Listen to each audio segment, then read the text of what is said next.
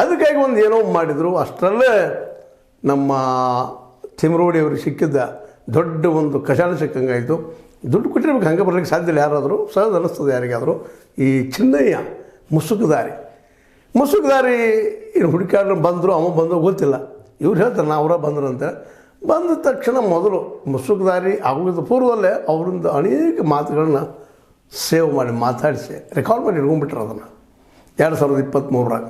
ಇವತ್ತು ಅದನ್ನು ಬಿಡ್ತಾಯಿದ್ದಾರೆ, ಒಂದೊಂದಾಗಿ ಹೊರಗೆ ಬರ್ತಾಯಿದೆ. ಯೋಗೇಶ್ ಅವನ ಹೊರಗೆ ಕೊಂದ್ರಿ, ಮತ್ತೊಬ್ಬನ ಹೊರಗೆ ಕೊಂದ್ರಿ, ಅನೇಕ ಶವಗಳನ್ನು ಹೋಗಿ ಬಂದಿದ್ದೀನಿ ರೀ.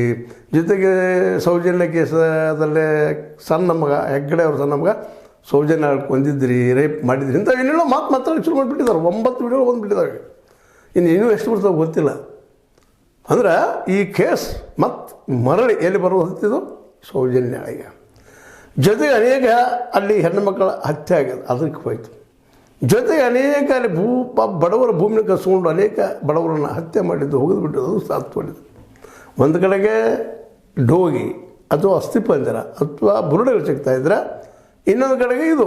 ಹೀಗಾಗಿ ಇವತ್ತು ಸರ್ಕಾರ ಮತ್ತು ವಿರೋಧ ಪಕ್ಷದ ಮೌನ ತಾಳಲೇಬೇಕಾಗಿದೆ.